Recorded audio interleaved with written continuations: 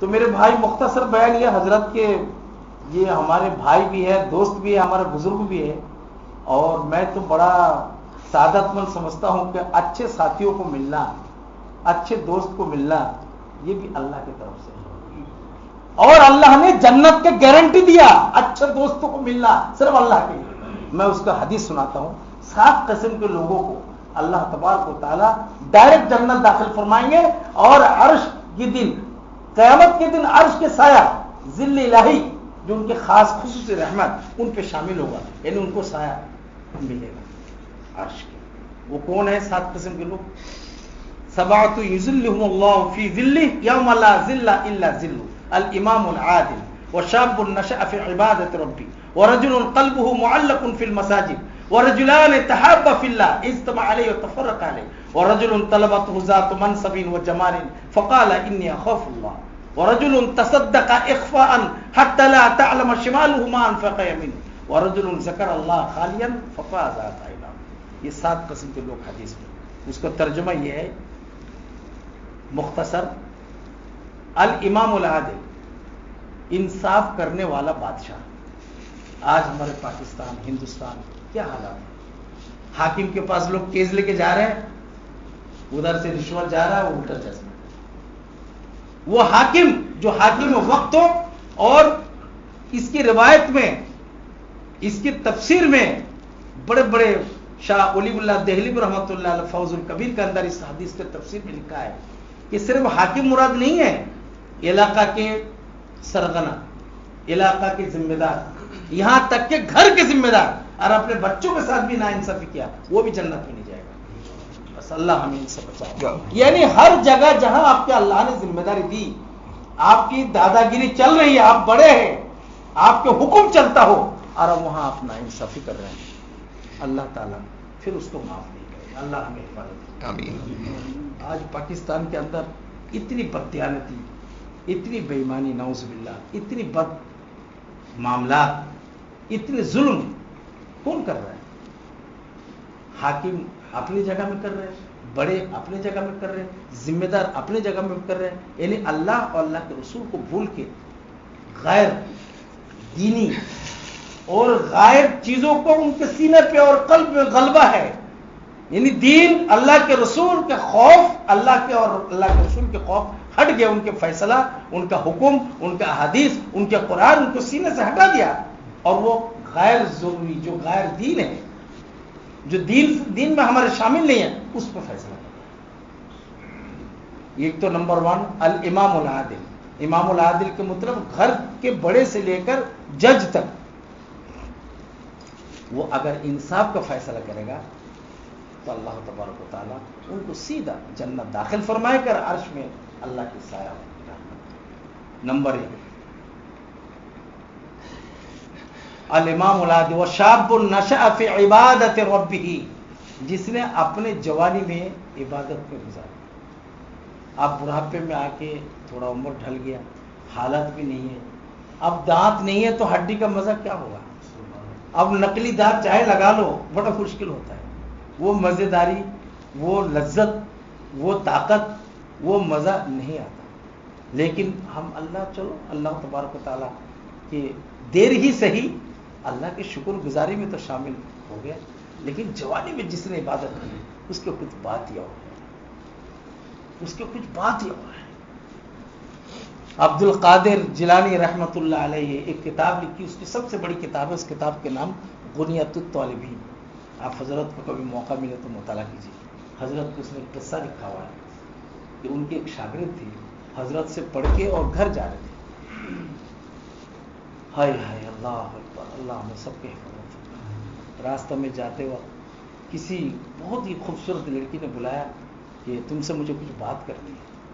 تو حضرت کے شاگرد نے کہا کہ چلو بات کر لو، کیا بات ہے؟ بولو میرے گھر چلو، مجھے کچھ مسائل پوچھنا ہے۔ تم حضرت مولانا عبد القادر جیلانی رحمۃ اللہ کہ تم تو شاگرد ہو؟ بولے جی۔ تو گھر گیا، ان کو زنا کے لیے آمادہ کیا کہ تم بہت خوبصورت ہو، میں تمہارے ساتھ زنا کرنا چاہتا ہوں۔ اب حضرت پریشان، کہتے ہیں دیکھو اگر بھاگنے کی کوشش کرو گے، اگر بھاگنے کی کوشش کرو گے تو میں چیخ مار کے تمہیں بند کرا دوں گا محلے میں۔ بس میں جو بول رہا ہوں تم میرے ساتھ زنا کرو، بس تم چھوڑ دوں گا، میں تم کچھ نہیں کروں۔ حضرت اتنے پریشان، رونے لگے کہ میں کیا کروں، بھاگ کے جاؤں، چیخ ماروں، کیا کروں۔ اس کے دل میں سوچے کہ اللہ تو ہی حفاظت کر سکتا، میں تم نہیں بچ سکتا، نہ میرے کوئی حالت ہے، نہ طاقت ہے، نہ کوئی اسباب ہے، ظاہر اسباب تو تو ہی پیدا فرما سکتے، باطن ہے ظاہر۔ بس اتنی دعا کی تو اس نے پھر کہا، حضرت کے شاگرد نے اس لڑکی سے کہا ٹھیک ہے میں زنا کرنے کے لیے تیار ہوں، مجھے 5 منٹ ٹائم دے دو۔ بولے کیوں؟ بولے میں باتھ روم سے ہو گیا تھا۔ باتھ روم گئے اور جا کے ٹوائلٹ میں جا کے ٹوائلٹ ہاتھ میں لے کے پورے بدن میں مل لیا، کپڑے پہ جو بھی ہاتھ میں لگا گندگی، جب مل لیا تو جب باہر نکلے تو لڑکی نے کہا چلو چلو چلو چلو چلو، تو میں تم سے نفرت کرتی ہوں، تم اتنی گندے ہو۔ اس کو چھوڑ دیا اور حضرت جا کے تالاب میں نہائے، اور نہانے کے بعد کتاب میں حضرت عبد القادر جیلانی رحمۃ اللہ لکھتے ہیں کہ اس کی نہانے کے بعد بجائے بدبو آنے کی بدن میں اتنا مہک ہو گیا تھا کہ جس راستہ میں 21 دن تک چلتے رہے چاروں طرف سے کہتے خوشبو آ رہی، خوشبو آ رہی، سب لوگ کہتے ہیں۔ اور حضرت کو جا کے قصہ بیان کیا۔ بس تو یہ جوانی کی عبادت، اور کوئی تمہیں بلائے، یہ حدیث کے الفاظ ہے، اور رجل طلبته ذات منصب و جمال فقال انی اخاف اللہ، یہ حدیث کا الفاظ میں بول رہا ہوں کہ کوئی اگر تمہیں بلائے کہ بھائی تم گناہ کرو اور اس وقت یہ جواب دے دے کہ میں اللہ سے ڈرتا ہوں، بس وہ جنت ہے، اور وہ باچے، وہ پرہیز کرنے کی کوشش کرے، باقی بچانے والا تو اللہ ہے، کوئی نہیں بچ سکتا۔ تو جوانی کی عبادت اور کوئی گناہ کی طرف بلائے اور یہ کہے کہ اللہ رب العزت ہمیں حفاظت فرما، اور اس کو کہے میں اللہ سے ڈرتا ہوں، مجھے اس گناہ سے آپ چھوڑ دیجیے، آپ کی مہربانی، تو اللہ اس کو سیدھا جنت۔ اور رجلان تحابا فی اللہ اجتمعا علیہ وتفرقا علیہ، جس کی وجہ سے میں اس حدیث کا ذکر کیا کہ اقبال شکور صاحب کے ساتھ ہمارا جو تعلق اور محبت صرف دین کی، نہ میرے کوئی تجارتی تعلق ہے، نہ مجھے کوئی مقصد ہے، نہ کوئی لینا دینا ہے، نہ کوئی مجھے لالچ ہے، صرف یہ لالچ ہے کہ اقبال بھائی پاکستان کے اللہ تبارک ان سے خدمت دین لے رہے، دنیا کے ساتھ دین،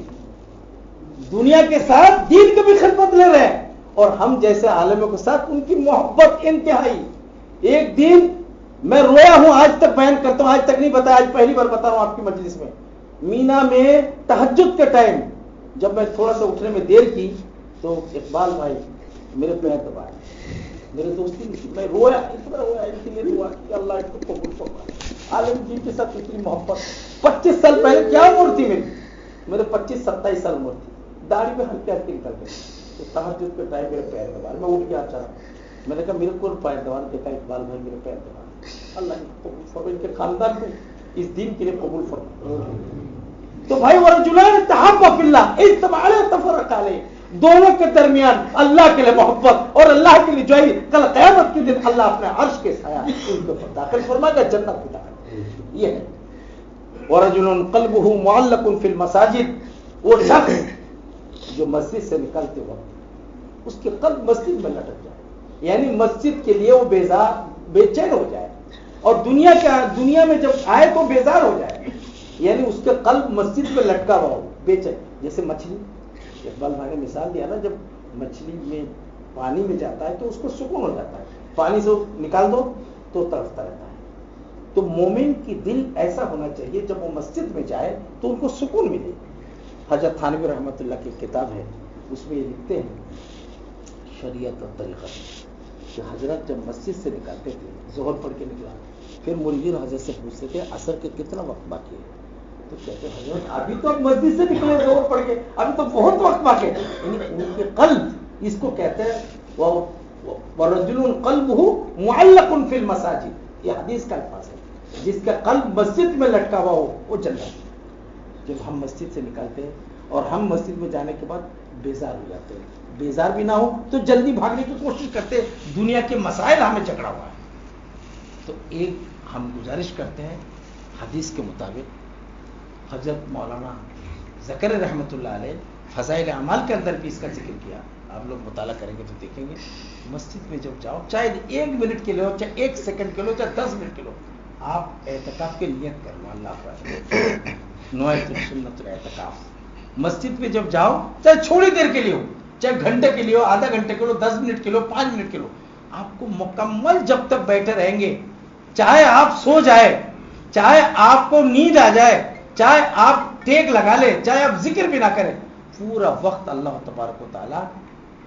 اجر حسنہ جو بہت بڑا اجر ملتا ہے وہ مسجد کے اعتکاف کا آپ کو ثواب ملے گا یہ آپ ضرور نیت کر لیں جب بھی جائیں تھوڑی دیر کے لیے انشاءاللہ اور بھائی مسجد میں بیٹھ کے ٹیک لگا کے نہیں سونا میں نے مفتی ہوں بھائی اس لیے مجھے ڈر لگتا ہے کہ مفتی صاحب نے بولا مسجد میں سو جاؤ جا کے اب سو گیا تو نماز گیا مطلب وضو نہیں رہے گی آپ ٹیک نہیں لگائے اگر ایسے بیٹھ کے اونگ لیں تو ہمارے علماء اور مفتیان کرام کا فتویٰ یہ ہے کہ اگر اس طرح بیٹھ کے بغیر ٹیک لگا کے چاہے دائیں بائیں پیچھے تو آپ کو وضو نہیں ٹوٹے گا چاہے آپ کھڑا ڈالیں مگر ایسے ٹیک لگا لیں اس کے ریزن فقہاء نے فرمایا کہ جب آدمی ٹیک لگا لیتا ہے تو بدن کی پورا حصہ لوز ہو جاتا ہے اور ٹیک کے اوپر دار و مدار ہو جاتا ہے تو ہوا خارج ہونے کا 100% خطرہ ہے ان کو محسوس نہیں ہوتا اور جب ایسے بیٹھا رہتا ہے تو اس میں خطرہ بہت چانسز ہے ہی نہیں تو اس لیے علماء نے یہ فتویٰ دیا کہ اگر بیٹھ کر آگ لگ جائے خدا نہ خاصتا تھک جائے کچھ ہو جائے تھوڑی دیر کے لیے جیسے عام طور سے لگ جاتا ہے تو اس میں وضو نہیں ٹوٹے گا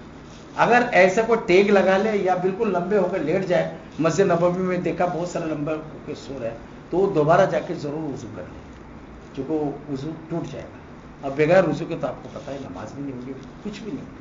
تو اسی لیے خاص طور سے دھیان رکھیں تو مسجد کے اندر اعتکاف کر لے تھوڑی دیر کے لیے جماعت سے پہلے جماعت کے بعد جتنی دیر بیٹھے آپ گھستے ہی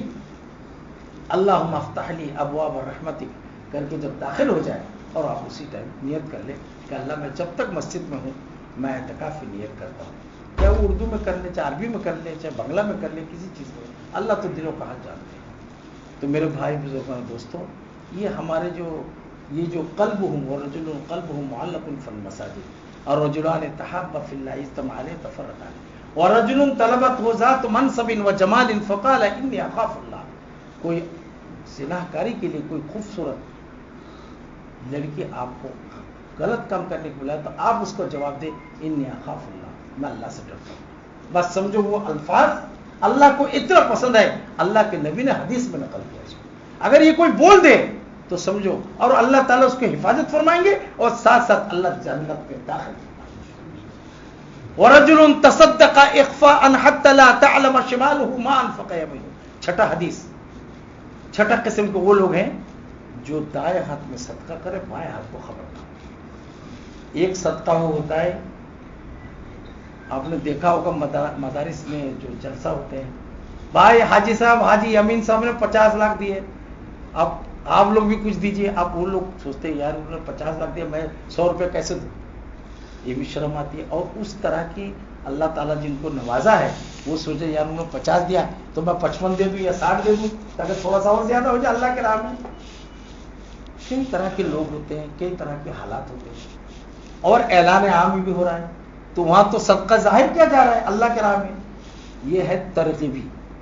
یعنی اگر دین میں رغبت دلانے کے لیے کوئی اعلان کرتا ہو اس نیت سے تو جائز ہو ورنہ صدقہ تو بالکل خفیہ کرو کسی کو پتہ نہیں چلنا چاہیے دائیں اور بائیں کا مثال حدیث پاک میں کیوں دیا محدثین کرام اس حدیث کے تفسیر میں لکھتے ہیں کہ اسی نے دائیں اور بائیں کا ذکر کیا کہ دائیں اور بائیں ہاتھ دونوں ایک ہی انسان کا ہوتا ہے اور بہت قربت ہے دونوں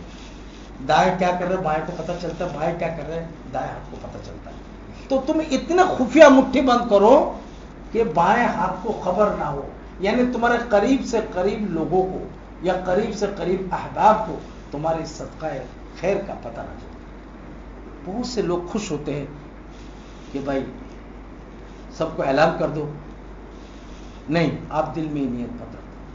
اگر ترغیب کسی کو دین میں لانے کے لیے اللہ کے راہ میں دلانے کے لیے کوئی بولتا ہو وہ بات دوسری ہے مگر ویسے حدیث پاک میں بالکل اجازت نہیں ہے آپ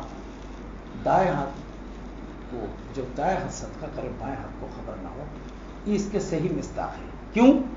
یہ کیوں ہے اس لیے کہ اللہ کے راہ میں جو دیتا ہے اللہ کے راہ میں جو دیتا ہے اللہ تبارک و تعالیٰ اس کا اخلاص اور اس کو دینے کی کوانٹٹی کو نہیں دیکھتا. اللہ تعالیٰ دیکھتے ہیں کہ کس نیت سے وہ اللہ کے راہ میں دے رہا ہے. اللہ کو راضی ہونے کے لیے, اللہ کو راضی کرنے کے لیے, اللہ کے رسول کو راضی کرنے کے لیے اگر کوئی کرتا ہے, اس کے مال کی کوانٹٹی کتنا ہی کم کیوں نہ ہو, اللہ اس کو قبول فرما لیتا ہے. اور یہ بھی فرمایا گیا کہ دائیں ہاتھ ہمیشہ, جو دینے والا کا ہاتھ اوپر ہوتا ہے اور لینے والا کا ہاتھ ہمیشہ نیچے ہوتا ہے. اللہ کے نبی نے فرمایا خیر من ید العلا خیر من ید السفلی. اولا کہتے ہیں اوپر والا ہاتھ, اوپر والا ہاتھ ہمیشہ بہتر ہوتا ہے نیچے والا ہاتھ سے, چونکہ نیچے والا ایسے نیچے کر کے لیتے ہیں. اسی لیے بزرگان دین کو ہدیہ بھی ہمارے علماء کرام نے فرمایا ایسے کر کے مت دو, ایسے کر کے دو مسافر, تاکہ ادب رہے. حضرت کے ہاتھ نیچے نہ, یہ ہمیں ادب سکھایا گیا. اس لیے رسول اکرم صلی اللہ علیہ وسلم فرمایا جب بھی تم صدقہ کرو ایک تو خفیہ کرو, بالکل کسی کو خبر نہ ہو, ایک نیت رکھو اللہ کو راضی کرنے کا. اور تیسری بات یہ ہے آپ جب دو, چاہے وہ گھوڑے میں سوار ہو کبھی آئے, ہم لوگ بہت تنقید کرتے ہیں. ایک حدیث یہ بھی آیا میں جب چلو چلو اس کو مت دو, یہ تو ہٹا کٹا گھوڑے میں سوار ہو کر آ رہا ہے اور بھیک مانگنے آ رہے ہیں, ہم لوگ بولتے رہتے. منع ہے, آپ دو نہ دو, اب تنقید مت کرو, آپ کو دل نہیں چاہے مت دو, مگر اس کو یہ مت بولو مانگنے والا چاہے کیسا ہی ہو, چاہے گھوڑے میں سوار ہو کیا کہ حضور صلی اللہ علیہ وسلم کا حدیث ہے, اس کو آپ کبھی ذلت کا الفاظ نہ بولو اور نہ اس کو حقارت کے نظر سے دیکھو, نہ اس کو تنقید کرو. آپ ان کو بولو کہ بھائی آپ آگے جاؤ. ہم لوگ طرح طرح کی تنقید کرتے ہیں, یہ بھی منع ہے. وَرَجُلٌ تَصَدَّقَ إِخْفَاءً حَتَّى لَا تَعْلَمَ شِمَالُهُ مَا أَنفَقَ يَمِينُهُ وَرَجُلٌ ذَكَرَ اللَّهَ خَالِيًا فَفَاضَتْ عَيْنَاهُ. یہ آخری 7 حدیث ہے. یہ سب جنت میں جائیں گے سیدھا آج کے ساتھ. وہ یہ ہے کہ جب کوئی رجل ذکر اللہ خالیا ففاضت, اس سے مراد تہجد ہے. حضور اکرم صلی اللہ علیہ وسلم کی ایک حدیث ہے کہ تہجد میری امت کے لیے مشکل نہ ہوتا تو میں 5 وقت نماز کے جائے 6 وقت کو نماز پڑھوں اللہ سے. یعنی تہجد مجھے اتنا پسند ہے کہ اگر امت کے لیے کوئی پریشانی یا تکلیف نہ ہوتی تو میں تہجد کو فرض قرار دیتا اللہ سے مانگ کے کہ اللہ اس کو فرض کر دو. اتنی بڑی فضیلت. تمام اولیاء کرام, تمام صحابہ کرام, تمام بزرگان دین حضور اکرم صلی اللہ علیہ وسلم سے یہ حدیث نقل کی ہے, اور تمام زندگی حضور اکرم صلی اللہ علیہ وسلم نبوت کے بعد کبھی بھی کسی وقت آپ کی چاہت تہجد قضا نہیں ہے.